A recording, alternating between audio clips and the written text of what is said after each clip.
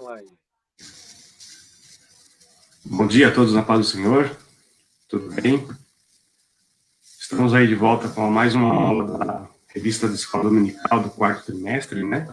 Que tem por tema a fragilidade humana e a soberania divina, que são lições de sofrimento e restauração da vida de Jó. Hoje temos aqui a lição de número 8 e gostaríamos de contar com vocês aqui na participação, enviando sua mensagem, seu questionamento aí, seus pontos de vista, para que nós possamos aí ter uma aula bastante recíproca de conhecimento e discussão, para que venha gerar mais conhecimentos. Vai estar compartilhando aí o link da nossa lição, nas páginas da igreja, nas redes sociais. Vamos abrindo aqui para a gente acompanhar as pessoas que estão conosco.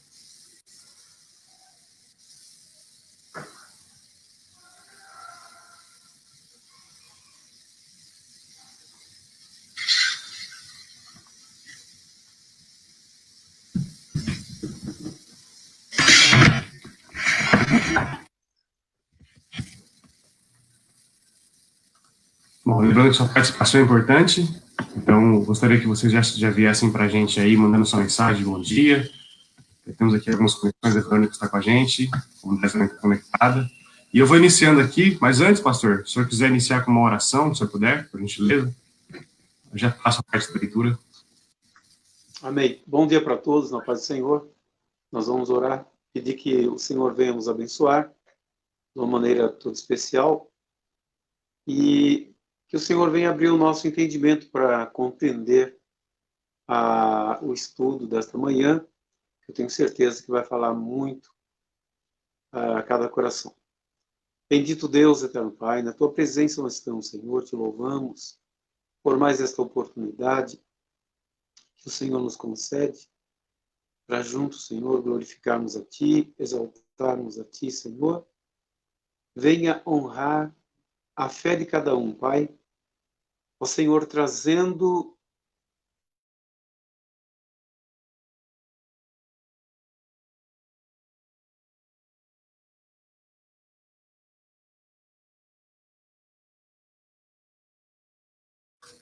Nós te agradecemos, Pai, por tudo que o Senhor viu em Jesus nessa manhã, derramar a Tua bênção, Pai, abrir nosso entendimento, Deus, para que possamos trazer a palavra conforme a Tua orientação. Nós pedimos, Senhor, que a cada pessoa que está aqui conectada, Deus, seja abençoada. Venha receber de Ti suas maravilhas, em nome de Jesus. Amém. Amém, pastor, Deus abençoe. Então, vamos iniciando aqui. Como falei, a Verônica está com a gente, o Elinho também está por aqui, a Raquel, nosso irmão Nelson, nossa irmã Iracema. Bom dia para todos vocês aí. Sejam muito bem-vindos. Então, iniciando, a lição de hoje é de número 8, né? Como nós já dissemos, é uma sequência dos 3 amigos de Jó que tinham ali as suas ideias a respeito da teologia, de qual que era o ponto de vista deles com base na ideia deles de Deus, né? Porque Jó estava passando por essa situação. Então, hoje falaremos sobre o terceiro amigo chamado Zofar. Ele estava ali com Jó naquele momento de dificuldade, né? E só que ele também foi um amigo que bateu bastante. Ele apertou bastante Jó, dizendo que o que Jó estava vivendo era em consequência realmente de algum pecado que ele estava oculto, que devia ser declarado para que ele fosse perdoado. Enfim. Mas veremos que essa é uma teologia de Zofar, a ideia dele, mas não tem base bíblica para isso, por isso que nós vamos colocar aqui a discussão, para verificarmos por que acontece com a gente, quando passamos por essa situação de alguma pessoa vir com seus apontamentos, suas ideias, mas temos que estar conforme a Bíblia nos diz, ok? Então, o texto áureo de hoje também está no livro de Jó, no capítulo 11, no verso 18, que diz que terás confiança, porque haverá esperança. Olharás em volta e repousarás seguro. Então, segundo as Escrituras, até mesmo o justo passa por tribulação. E esse é o ponto que nós vamos abordar aqui hoje. Peço que você abra sua Bíblia aí, no livro de Jó, no capítulo 11, no versículo de 1 a 10, e no capítulo 20, também no versículo de 1 a 10.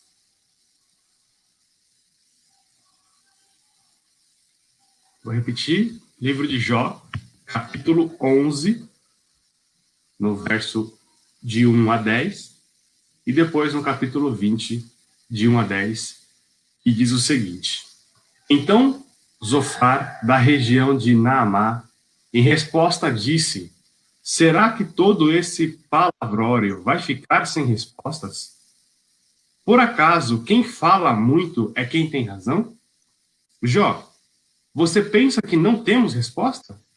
Pensa que as suas zombarias vão nos fazer calar a boca? Você diz que o seu modo de pensar está certo e afirma que é inocente diante de Deus. Eu gostaria que Deus falasse e lhe desse uma resposta. Ele lhe ensinaria os segredos da sabedoria, pois há mistérios na explicação das coisas. Assim, você veria que Deus está castigando menos do que você merece.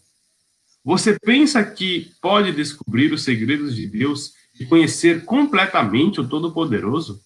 O céu não é limite para Deus, mas você não pode chegar até lá. Deus conhece o mundo dos mortos, mas você não conhece. Ele é maior do que a terra, mais vasto do que o mar. Se Deus passar e prender alguém ou levar para ser julgado, quem o poderá impedir? São palavras bastante pesadas, né? Agora vamos para o capítulo 20, que é a segunda fala de Zofar, também do versículo 1 ao versículo 10. Você pode acompanhar comigo aí. Então, Zofar, da região de Naamá, em resposta disse: Jó, você me deixou perturbado, e por isso respondo logo. As suas repreensões são um insulto, mas eu sei dar a resposta certa. Você sabe muito bem que desde os tempos antigos, desde que o ser humano existe na Terra, sempre foi assim. A alegria de quem é mau dura pouco. O seu prazer passa depressa. Ele pode ser tão alto como o céu, e a sua cabeça tocar nas nuvens, mas ele se acabará para sempre como a cinza. E os seus conhecidos não ficarão sabendo o que aconteceu com ele. Ele desaparecerá como um sonho, como uma visão da noite para nunca mais ser visto. As pessoas que viviam com ele não verão mais. Os seus filhos devolverão aos pobres aquilo que ele roubou, aquilo que ele ganhou desonestamente. Então, mais uma fala aqui pesada de Zofar, atingir Jó, né? Então, introduzindo aqui o texto, na lição de hoje veremos o discurso desse amigo Zofar, a falar na série de debates. Ele insistirá na tese de que não passa por tribulação. A semelhança do que pensavam seus amigos, ele faz e beldade. Então, todos os três estavam com o mesmo pensamento ali focado em que Jó havia cometido algum pecado. Todavia, Zofar é o mais duro e impiedoso na acusação contra Jó. Ao contrário de seus amigos, ele faz dois discursos suficientes para derramar esse ressentimento contra o patriarca. Ele o acusa de se levantar contra a sabedoria divina e aconselha Jó a voltar-se para Deus. André, o que você pode iniciar para a gente aí do tópico 1? Sim, bom dia a todos na paz do Senhor. Então, essa lição, dando continuidade ao discurso dos amigos de Jó, conforme já mencionado, a gente vê o terceiro e último amigo de Jó, né, que é o Zofar. E é interessante que ele começa já insistindo na tese de que o justo não passa por tribulação, mas é muito mais, mas ele nas suas colocações, ele é muito mais duro do que os outros amigos, acusando Jó de se levantar contra a sabedoria divina, né? No tópico 1, a gente percebe que ele defende, né, que o sofrimento de Jó fazia parte de um sábio julgamento de Deus, ou seja, que Jó estava sofrendo porque estava sendo punido por um julgamento, e ele é tão duro nas suas palavras que ele disse que Jó estava sofrendo menos do que merecia. Então, quer dizer, ele tinha já uma medida ali de que Jó estava sofrendo menos do que merecia. Isso é muito pesado e fez parte do discurso desse amigo de Jó, né? E ele continuava defendendo a tese de que os bons, eles não passam por tribulação, e em um determinado momento ele chega a ofender Jó, comparando a um animal irracional, né? Ele compara Jó a um jumento, né? Que empaca, né? E foi muito forte o discurso dele, porque ele foi muito duro, muito bruto na forma que ele colocou as coisas e dando essa definição da culpa de Jó, né? Ele entende que Jó se autodeclara puro e que Jó assumiu, e que se Jó entrasse num embate com Deus, Deus revelaria a sua sabedoria e ficaria contra Jó, se colocaria contra Jó, né? E que tudo o que estava acontecendo fazia parte do merecimento de Jó em receber o castigo, né? E aí Jó, ele reage e se coloca resoluto para se defender perante a Deus, né? Então você observa um diálogo, um discurso frio, um discurso duro, um discurso ainda embasado numa teologia de moralidade religiosa, que chega a ofender a Jó, aumenta e vem para aumentar muito mais a sua angústia, e que defende a culpa, ainda a questão da meritocracia, e que Jó estava merecendo ser punido, e que ainda não estava sendo punido ainda de forma do que ele merecia, mas ainda era uma pena menos severa do que ele merecia. Então, no tópico 1, a gente observa todo esse pensamento, né, do amigo de Jó, e a gente observa esse julgamento que ele fez baseado num pensamento religioso, né? Ele tirou toda essa conclusão e ele foi bem assim incisivo nisso, né?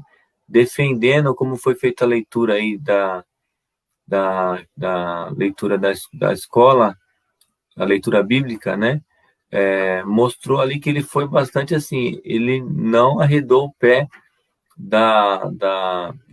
dos conceitos que ele tinha a respeito de Jó. Então é isso que a gente vê aí na introdução e no primeiro tópico. Aí eu passo para o pastor fazer as considerações também.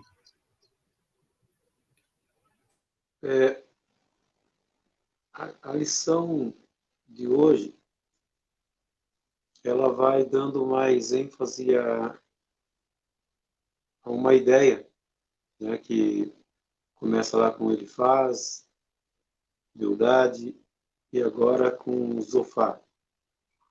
E eu acabo vendo, sim, analisando que Deus é um grande sábio, né? E ele não é indiferente. Deus, ele é aquele Deus que trabalha em cima de princípios, de leis, mas existem algumas situações que está dentro da perfeita vontade divina, né? Agora, a gente tem aqui a figura de Zofar para poder analisar, né? Que a visão dele é a mesma, mas só que a forma que ele vem, uma forma muito mais incisiva, demonstra até um coração assim rancoroso, né? De alguém que vem ofendendo quem? Ofendendo um homem que para Deus tinha uma vida reta, justa. Então a gente percebe aqui que mesmo Jó, com a vida reta, justa, incomodava os seus amigos. Amigos que acusava Jó de pecado, de erros. Então a gente percebe assim uma lição que vem redundantemente falando da mesma coisa, né? Mas que traz para a gente características diferentes de pessoas. Então, se você analisar cada uma dessas figuras, desses amigos, nós vamos ver comportamentos semelhantes nos dias de hoje, na nossa vida, né? Porque você percebe que cada pessoa se difere uma da outra. Existem aquelas pessoas que caminham com você, que te ajuda, que é parceiro. Existem aquelas que parecem ser, mas na verdade quando o cerco aperta, você se sente bastante só. E esse é o retrato aí de Jó, né? E a gente agradece a Deus quando se tem amigos que aponta o erro, mas que também não chega a ser como Zofar, né? Zofar chegou ofendendo mesmo, né? Ofendendo os filhos, ofendendo a Jó, e ainda falando, você se faz de tão certo, tão justo, mas a vida de você, a sua vida é uma vida suja, né? Então, a gente percebe isso daí nas características dos três amigos, né? É o que eu tenho observado na lição. Porque quando se fala de teologia, aí a gente até pensa, né? Teologia de Bildade, a teologia de Zofar, a teologia de Elifaz, até parece uma coisa assim intelectual, uma coisa culta, né? Mas não tem nada a ver com um lado de cultura, mas sim de ideia própria, né? Então, você pode ter uma teologia acerca de um assunto, porque você analisando o termo teologia, você vai ver aí um estudo, um tratado, um pensamento, uma ideia, né, sobre Deus, né? Teo quer dizer Deus. Então, cada um deles vem baseado na lei da semeadura, plantou o bem, vai colher o bem, plantou o mal, vai colher o mal. Isso é válido, já foi no passado e ainda é nos dias de hoje, né? Mas só que a gente não pode esquecer que Deus está acima de tudo isso. Ele criou as regras, ele criou as leis, ele criou os princípios. Então, por mais que você tenha semeado o bem e de repente você vai passar por situações em que o mal te atinja, isso não quer dizer que Deus é injusto, né? Isso não quer dizer que você é culpado por isso, porque de repente não. São formas que Deus usa para manifestar a sua soberania, né? Então, nessa lição a gente vê, o que eu vejo é isso, né? Eu vejo aí uma figura de um amigo arrogante. É como se os três estivessem numa posição de juiz e o condenado é o cara que não deve, entendeu? Então é um julgamento injusto. Da maneira que eu vejo essa parte da lição. É isso. Legal, pastor. Realmente a colocação que os três amigos fizeram batia bastante mesmo. Isso doía, né? Tanto que o segundo item aqui, o segundo tópico vai falar, a questão da conversão como resposta a essa aflição. Aí ele separa em 3 pontos aqui. O primeiro seria o seguinte, a purificação moral, que ele menciona lá nos versículos 13 ao 20 do que eu li, e ele conclui o discurso dele não tendo dúvida de que Jó havia pecado. Então, ele era um amigo assim que estava ali colocando diretamente, Jó, realmente o que você está passando é por algo que você fez.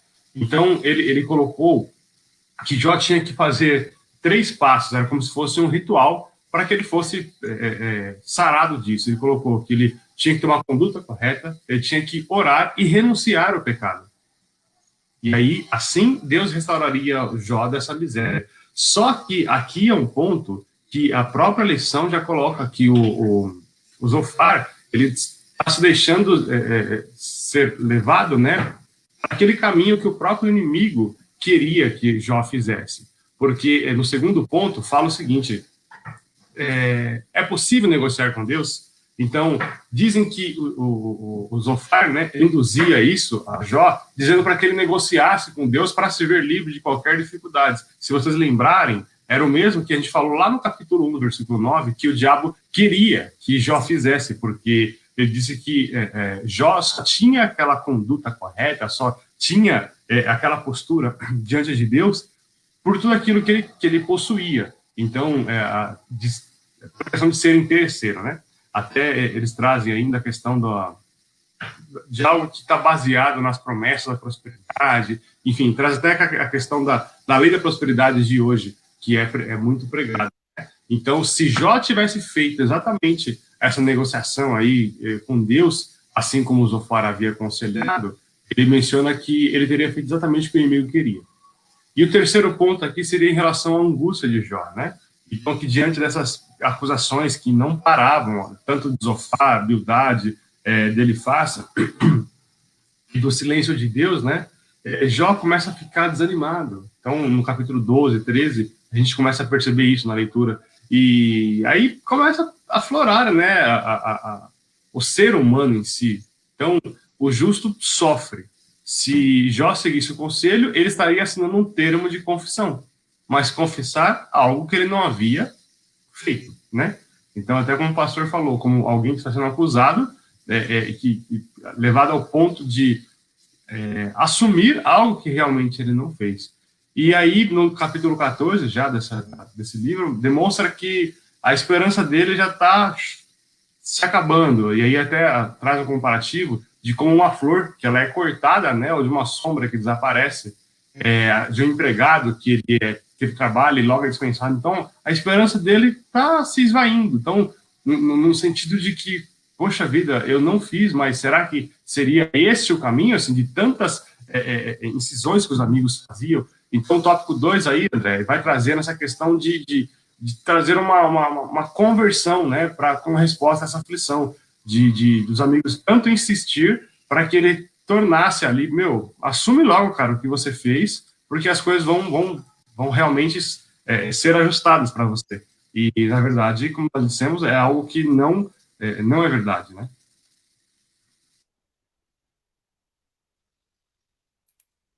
Dentro trazendo para os nossos dias, né? A gente vê dois lados importantes aí, né, mediante esses tópicos que a gente tem falado, que é a questão do aconselhamento cristão, né? Que ele é super importante e a gente tem que se fazer valer do suporte que nós temos uns nos outros, né? A igreja tem, dentro da igreja, nós temos os irmãos que são suporte uns para os outros, né? Principalmente aqueles que fazem parte de liderança, que são exemplos, que têm testemunho, para aconselhar. E Jó, ele foi se fazer valer, né, da amizade, do aconselhamento dos amigos, mas esses amigos eles não estavam preparados para aconselhar Jó, porque eles estavam dentro de uma visão rígida, né, de uma visão engessada. Eles não tinham entendimento do contexto, né? Então é muito importante a gente avaliar com quem a gente toma os nossos conselhos, né? Para a gente sempre tomar conselhos com pessoas experientes, né?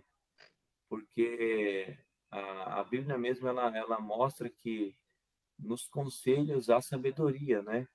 Nós vemos isso escrito na palavra do Senhor, mas aqui nesses conselhos que foram dados para Jó, a gente não enxerga essa sabedoria, porque as pessoas que estavam envolvidas, elas não tinham entendimento em que se aplicava o contexto, elas tinham apenas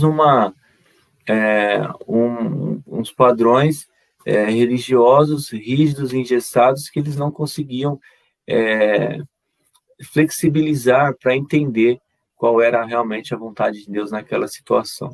nos dias de hoje a gente tem que tomar muito cuidado com as pessoas que a gente se aconselha, porque elas podem prejudicar muito as nossas ações, né? Porque a gente sempre vai agir de acordo com aquilo que a gente entende, de acordo com aquilo que a gente aprende, de acordo com aquilo que nós vamos colocando para dentro de nós, né? E muitas vezes a gente age de acordo com o que a gente recebe de aconselhamento. E a gente tem que ter realmente pessoas de confiança, que é muito difícil adquirir confiança nos dias de hoje, né? Mas a gente tem que ter pessoas de confiança para a gente se aconselhar, porque o aconselhamento ele é algo muito importante, muito valioso, principalmente dentro do seio da igreja. Esse amigo de Jó, ele insistiu, né, você vê, nesse aconselhamento dele, vamos dizer assim, mediante a tese que ele desenvolveu sobre a vida de Jó, ele insistiu que Jó pecou e precisava passar por uma purificação, por esse processo de perdão que o Rubens estava mencionando, que era uma purificação moral. Então ele tinha que seguir aqueles 3 passos, né, de tomar uma conduta correta, orar, renunciar, para poder alcançar a vitória, ou a restauração dos seus bens, o favor de Deus. Mas, numa ótica espiritual, realmente, esse padrão, ele existe, né?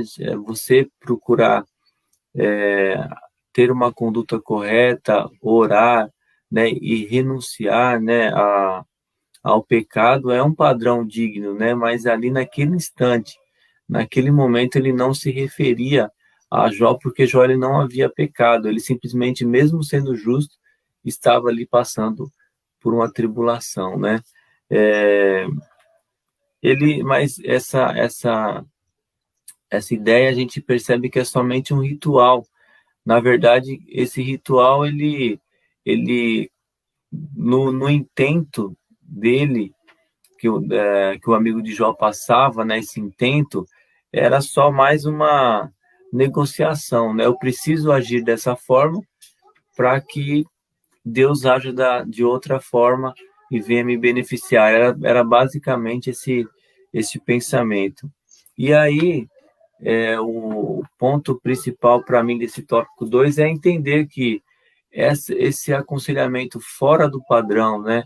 Fora do contexto, engessado, vindo de um padrão religioso, meramente religioso, ele faz com que Jó ele sofra mais, porque eles não estavam trazendo uma resposta satisfatória, eles simplesmente estavam colocando mais um jugo sobre as costas de Jó. Então, assim, não somente a gente via aquilo que Jó sofria, mas ainda mais eles vinham com esse jugo pedindo para que Jó se arrependesse, Jó confessasse um pecado que ele não havia cometido, né?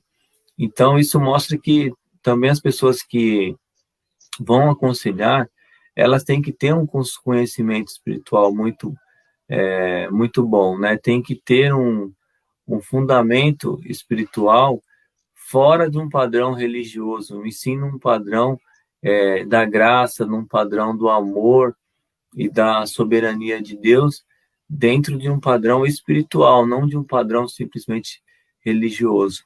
Então, isso daí revela bastante coisa para a gente tem que ter essa noção dentro de nós, né? E também que nós sejamos, quando nós formos aconselhar, que a gente veja a vida das pessoas com um olhar divino, com um olhar de amor, um olhar de graça, senão também a gente vai acabar julgando a vida das pessoas, assim como esses amigos aí, eles se colocaram. É isso aí, pode dar continuidade. É isso mesmo, André. Que bacana essa parte que você colocou aqui, a questão do aconselhamento, que é justamente o papel, né, dos 3 amigos, que na verdade foram conselheiros que não estavam preparados, né? E uma parte importante aí, a questão da confiança, né? E eu reforço também com o tema que tem sido muito abordado aí nos nossos cultos, né, tanto domingo como de quinta-feira, sobre a unidade, né, a confiança e a unidade. Isso traz segurança. E o que não trouxe para Jó, né, por uma incapacitação desses conselheiros. O que hoje nós podemos dizer que a nossa comunidade ela tem alcançado um nível agradável, né, de unidade. Inclusive aproveito para parabenizar você e toda a equipe que realizou o culto na quinta-feira. Foi um culto excelente, muito bom, que revela realmente aquilo que somos, né, como líderes, como pastores, como presbíteros, diáconos. E a gente tem que ter em mente que nós fomos os amigos que Deus instituiu para aqueles que precisam de um conselho. Um conselho baseado no Evangelho, um conselho de salvação, um conselho de orientação para caminhar segundo as Escrituras, aonde há segurança. Então, confiança e unidade traz a segurança para liderança que se estende para as famílias, que se estende para a igreja, que alcança aqueles que estão lá fora. Porque quando há essa confiança, essa unidade, então isso aí passa a ser muito visível e revelador, né? Porque é através disso que nós revelamos a essência daquele que habita em nós, que é Deus. E é uma pena que na vida desses 3 amigos, Jó não encontrou.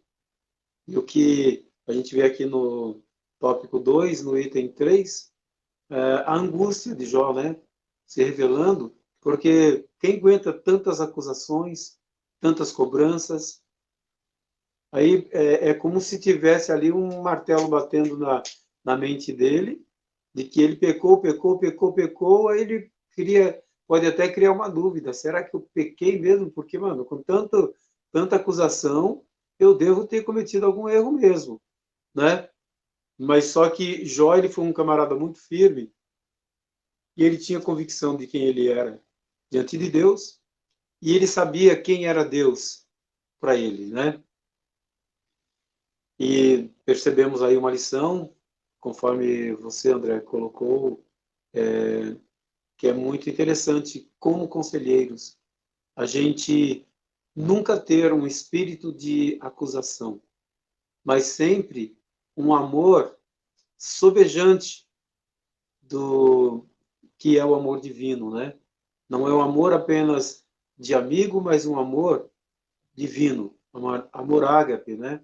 Então, porque você sabe que o amor de amigo, ele acaba também se enfraquecendo, acaba cometendo erros, mas só que quando há um amor divino dentro de uma comunhão, de uma comunidade, então a coisa é diferente. Você não tem um olhar de acusador, você tem um olhar de misericórdia, um olhar de ajuda à dor, e sempre vai estar pronto para entender até mesmo a fraqueza, né? Porque o amor divino, que é o amor ágape, ele é um amor incondicional. Então, essa comparação sobre conselheiros, trazendo para os nossos dias, é algo assim muito interessante. É isso. Muito bem, pastor. Falando em amigos, aqui nós temos, como eu já falei, nossa irmã Verônica, o Elinho, a Raquel, nossa irmã Iracema, nosso irmão Nelson, nossa irmã Conceição, nossa irmã Vera também, nossa irmã Doraci, a Lia, bom saber que você está aqui, Lia, nosso irmão Keile também está com a gente, a Solange, e é um prazer tê-los aqui nessa manhã. E agora, entrando no item 3 aí, na tópico 3 da nossa revista, eu quero fazer uma pergunta, eu quero que vocês que estão assistindo a gente aí parem um segundinho para poder responder se sim ou se não. Vocês já pensaram em algum momento sobre a questão, poxa, os ímpios aí que ganham dinheiro de forma injusta, eles devem pagar por aquilo que eles estão fazendo, eles pagarão aqui em vida tudo que eles estão fazendo, ou, eles terão uma vida curta por ter praticado essa iniquidade, por ter praticado esse ato ilícito. Vocês acham que a questão do pagamento da dívida deles, né, alguma coisa acontece com eles ainda aqui na Terra, sobre tudo que eles estão fazendo? Quem já pensou sobre isso em algum momento aí? Responda para a gente, sim, já pensei, acredito que eles devem pagar. Não pensei, ou isso não tem nada a ver comigo, isso vai ser uma questão com Deus, porque a lição vai trazer isso, né, André, no tópico 3 aqui agora. Então, esse questionamento eu gostaria que vocês respondessem aí, né, se as pessoas, elas são julgadas, assim, na própria vida aqui terrena, elas têm a sua recompensa por ter feito algo injusto, né, ou algo que não fosse tolerado, e aqui mesmo eles teriam a sua recompensa. O que vocês acham sobre isso?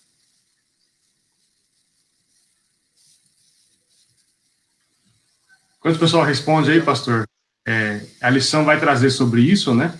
E o que o senhor acha aí, a gente iniciar o tópico 3? Beleza. No tópico de número 3 vai falar, né? Sobre o castigo daqueles que praticam a maldade, né? E a gente vê o seguinte, que a lei da semeadura é uma realidade, não tem como a gente fugir disso, né? Tudo aquilo que você semeia, você colhe. Então, se semear o bem, você vai colher o bem. Se semear o mal, você vai colher o mal. Não? Isso aí é uma lei que rege a vida na questão espiritual, até mesmo psicológica. E a gente sabe que, dentro de tudo quanto nós temos estudado, a gente sabe que o problema não está em invalidar isso, porque não deve ser invalidado esse conceito. Mas o problema está justamente na religiosidade, é você se engessar dentro de princípios e leis, ignorando a soberania de quem as criou, não é? Mas só que, assim, para responder essa pergunta, a gente enfatiza a realidade de que você pratica o bem, você vai colher o bem. Você pratica o mal, você vai colher o mal. Então, é uma certeza, né? Eu acredito que o pessoal que está respondendo provavelmente tenha já isso em mente, né? E tudo que plantar vai semear. Lá em Coríntios, né? Coríntios capítulo 9, se eu não me engano, versículo 6, é isso? Vamos pegar na Bíblia aqui para dar uma olhada? Capítulo 9, versículo 6, vai falar sobre a contribuição, né? Aqui, dá licença que eu vou pegar aqui uma Bíblia.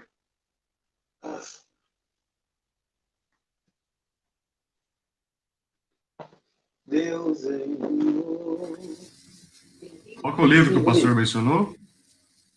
2 Coríntios, capítulo 9, versículo 6.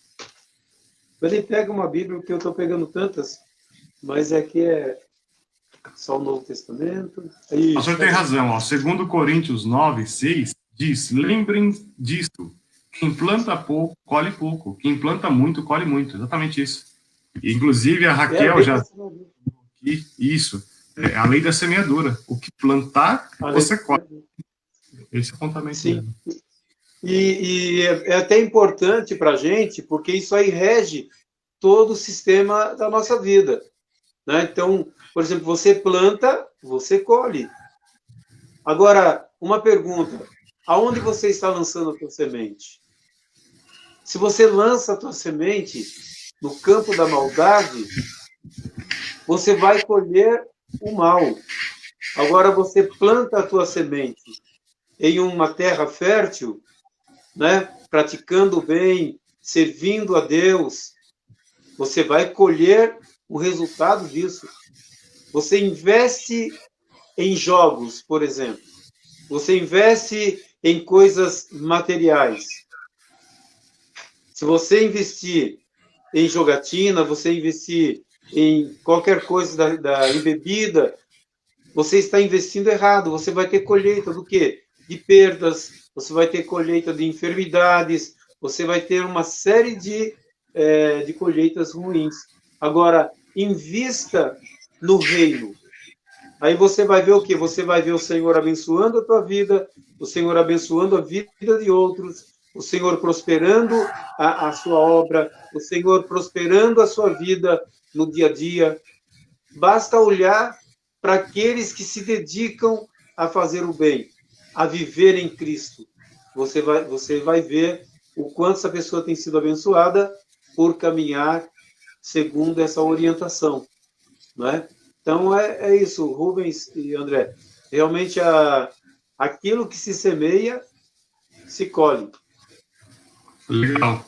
A Verônica também respondeu aqui, ó, eu acredito que o que se faz aqui na terra lhe será cobrado conforme o que você semeou, mas ainda tem um julgamento final perante Deus.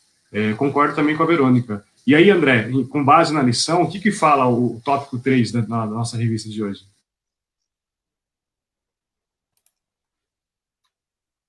Então, o tópico 3, ele fala sobre...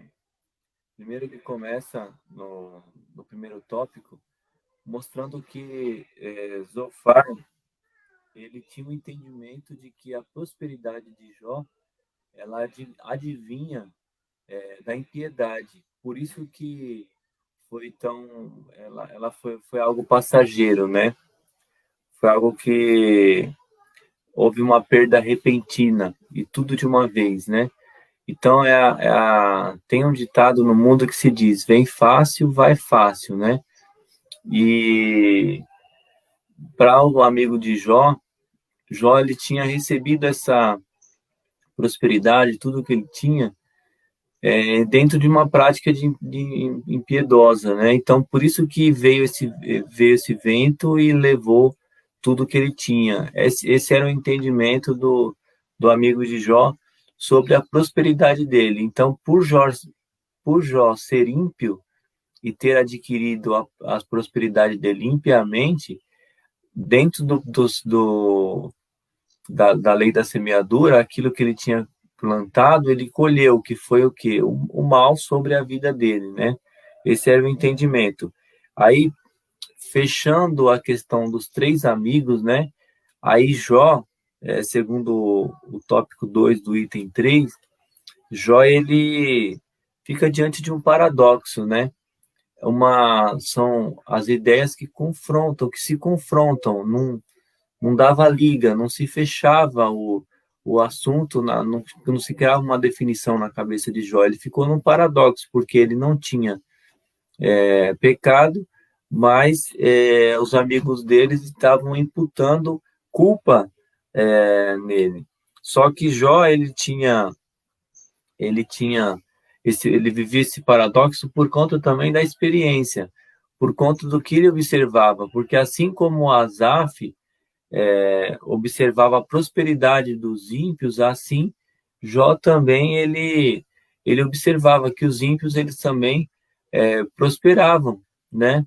E aí como que se explica, né? Fica uma confusão pensar no princípio da semeadura e pensar na prosperidade dos ímpios. Aí a gente tem que entender que não existe só dentro das leis e princípios espirituais ou que regem a humanidade, não existe só a lei da semeadura, né?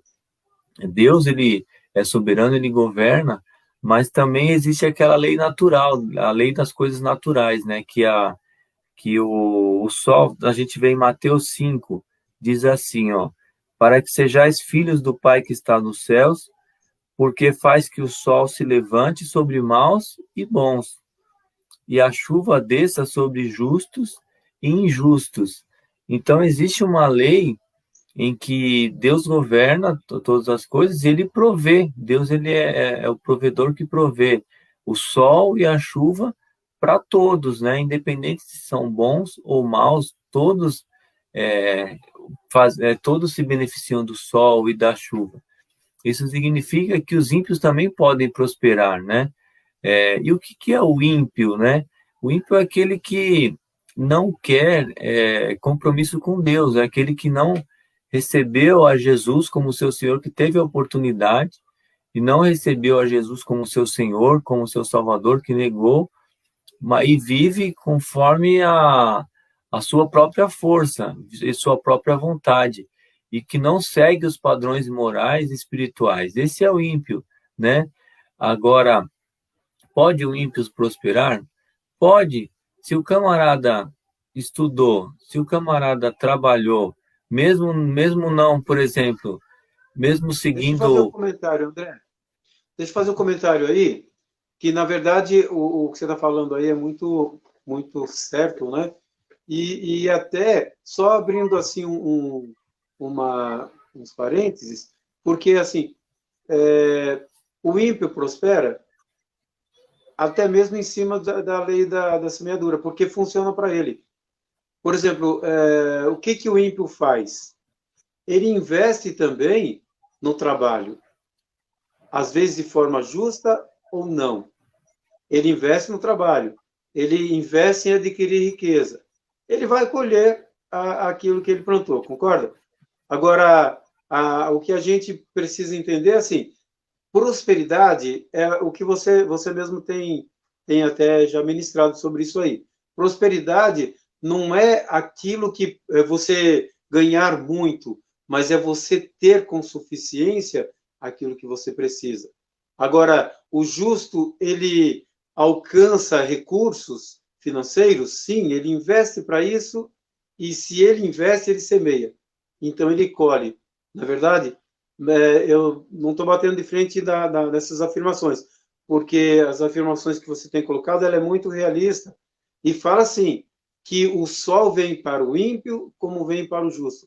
A única coisa que a gente precisa observar é que, por exemplo, se eu não sou justo, se eu não sou cristão, se eu não pratico os ensinos do evangelho, mas eu sou uma pessoa que acordo de manhã, vou para o meu trabalho, eu luto para conquistar coisas, eu trabalho em função disso, eu vou ter muitas colheitas em cima disso. Agora, só que, de um outro lado, eu não estou semeando para o lado espiritual. Então, no lado espiritual, as colheitas que eu vou ter é de não ter semeado num campo fértil.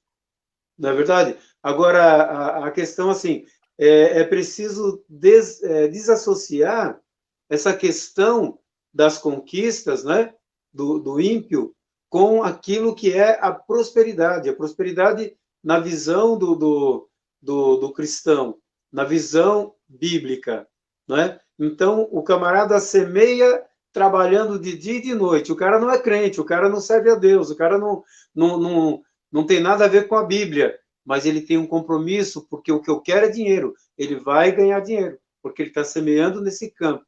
Na verdade, agora, o que se faz necessário dentro do tema que nós estamos estudando é justamente a gente tirar isso, desassociar essa ideia de que você comete pecado e você é cobrado daquilo. Você cometeu pecado, você vai colher o fruto do pecado, mas você também tem aquilo que cancela, que é o poder do sangue de Jesus. Então, no âmbito espiritual. Agora, aqueles que vivem sem Cristo, investindo na vida financeira, eles vão ter colheita, não é? Agora, reforçando aquilo que você tem afirmado, que é super interessante, é que Deus olha para o ser humano e dá chance para todos.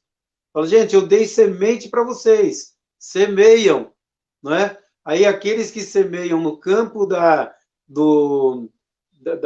riqueza material, ele vai colher, mas sem nenhum compromisso com o lado espiritual, porque no lado espiritual ele não tem nenhuma semeadura.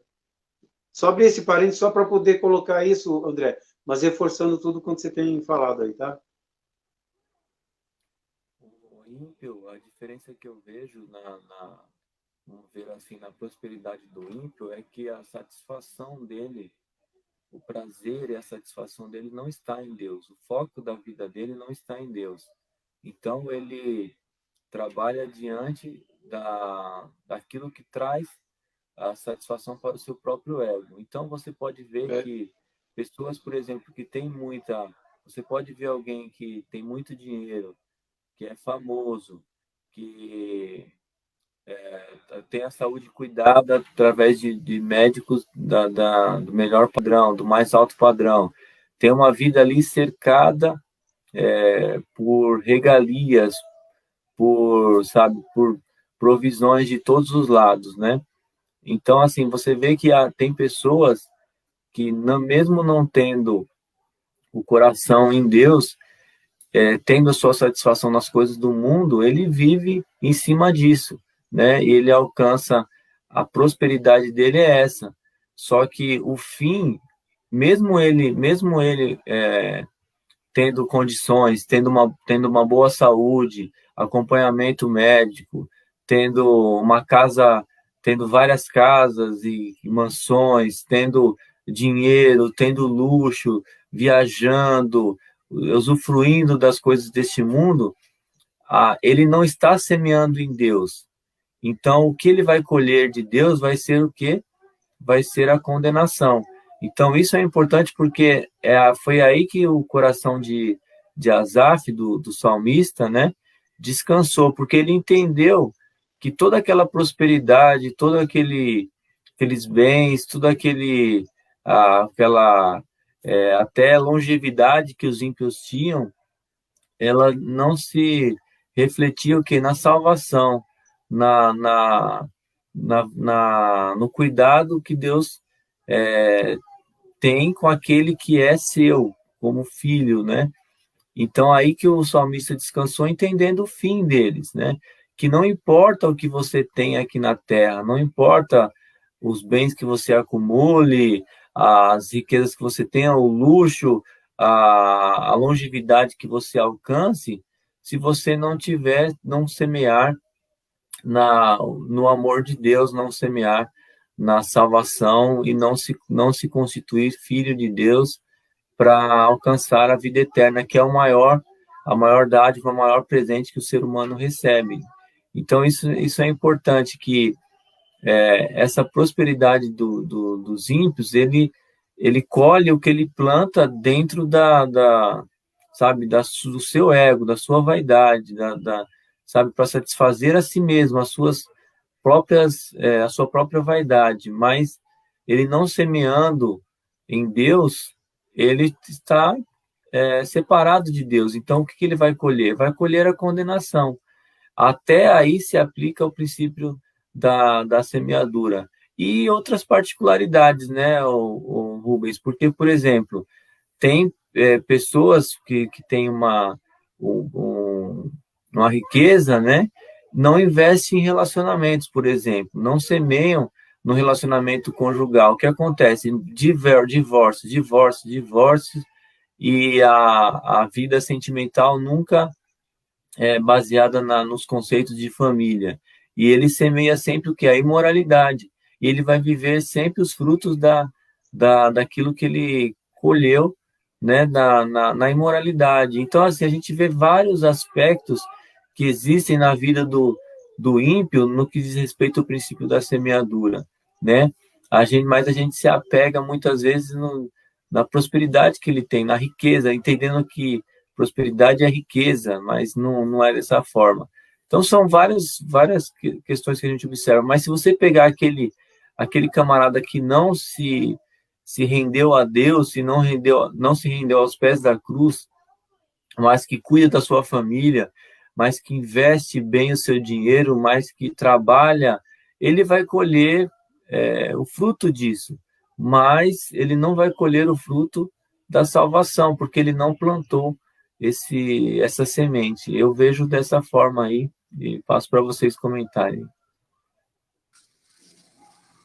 Concordo, porque a questão, como o pastor colocou, e você, da prosperidade, da riqueza, realmente a gente se separar sobre isso, porque essa semana mesmo eu tive uma conversa com uma pessoa que visivelmente ela é rica, ela tem condições financeiras assim abastardas, mas conversando com ela, ela falou assim, cara, mas esse dinheiro da forma na qual ele vem não é lícito, e por não ser lícito, você acredita que eu posso curtir, eu saio para os melhores restaurantes, eu viajo, eu tenho tudo aquilo que eu quero, mas eu não sou feliz. Parece que quando passa aquele momento de êxtase, de curtição, que ele volta a si, a felicidade, que era simplesmente algo simbólico ali, ou momentâneo. Então, até Jó, que eu coloco aqui nessa parte do finalzinho, ele conclui mesmo que ele já viu pessoas que tinha a sua vida, tinha ali as suas riquezas, e parece que morriam felizes, mas nós sabemos que, ao final disso, como o André acabou de colocar, não tem a salvação. Então, onde é que está o benefício disso? Por isso que nós, cristãos, nós sabemos que semeamos em uma terra fértil, e nós somos prósperos, né? O pastor acabou de colocar aqui a definição da prosperidade, no sentido de você ter aquilo que é suficiente para você. Ontem mesmo eu estava conversando aqui em casa, da forma na qual eu fui criado. Então, os meus pais sempre tiveram essa visão de, olha, nós temos de hoje, agradecemos pelo que Deus nos deu hoje, e amanhã Deus proverá, é sempre assim, mas o cuidado que Deus tem, a prosperidade sempre esteve no nosso lar, porque nós nunca passamos necessidade, porque Deus sempre cuidou de tudo. Então, é uma questão mesmo de entender que em Deus, o pouco, ele se torna muito, né? E aí você vê que para os ímpios, o muito, ele se torna nada, porque o dinheiro, ele vem e vai, ou muitas vezes ele está presente, mas não traz a felicidade.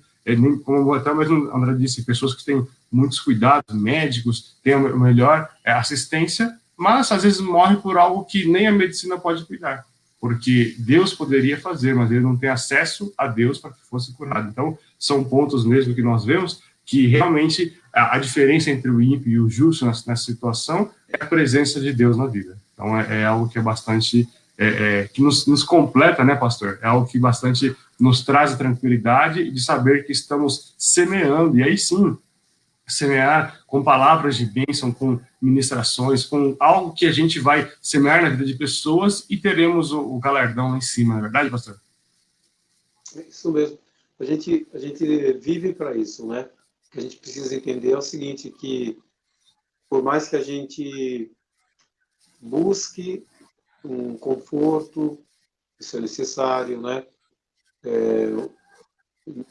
A gente busca o cuidado pela família, ou adquirir um ótimo carro, uma boa casa, isso aí tudo faz parte da vida, é normal.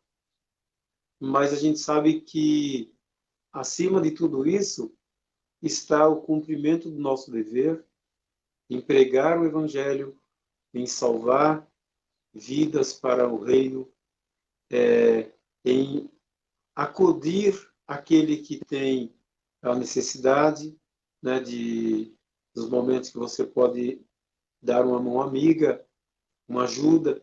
Isso daí faz parte da vida. E lembrando sempre que tudo que você adquire aqui é só para você administrar. Você não leva nada disso.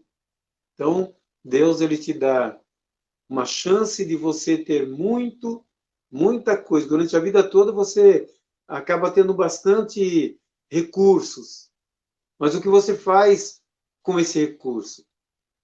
Então, tudo isso vem à sua mão para você administrar, Deus te usando para que outros sejam abençoados, para que o reino de Deus progrida, não é? E o fruto dessa sua atuação ou semeadura no reino, você vai receber, porque a Bíblia diz que vai receber. Então, de tudo que você faz aqui, de tudo que você conquista aqui mesmo fica. Mas só que tem um porém. As obras que você realiza, você leva consigo. E você vai prestar conta diante do Senhor. E que o Senhor nos dê graça para ter sempre um saldo positivo, né? E eu quero até aproveitar esse momento para a gente reforçar sempre aquela mensagem. Gente, mais do que nunca, nós estamos vivendo os últimos momentos da igreja na face da terra. Tudo já está mostrando isso. Então, a gente já tem falado muito sobre as profecias, nós temos falado muito sobre as 70 semanas, temos falado sobre Daniel, temos falado sobre Apocalipse, sobre tantas coisas. Hoje, a gente está vivendo intensamente os últimos momentos da igreja. Não é para desespero, mas é para a gente firmar os passos, aliar as forças, nos organizar para fazer o melhor, porque nós estamos naquele último momento em que a igreja ela precisa se fortalecer. Perseguição, mesmo que seja quase que não aparente, né? Mas ela já está acontecendo. Essa dificuldade que a gente está enfrentando de nos reunir para fazer os cultos, tudo isso já vai mostrando aí as garras do nosso adversário para impedir o trabalho do Senhor. Hoje você não tem a liberdade de fazer o que nós fizemos lá na casa do Paulo Henrique, né? Da gente fazer aqueles eventos evangelísticos.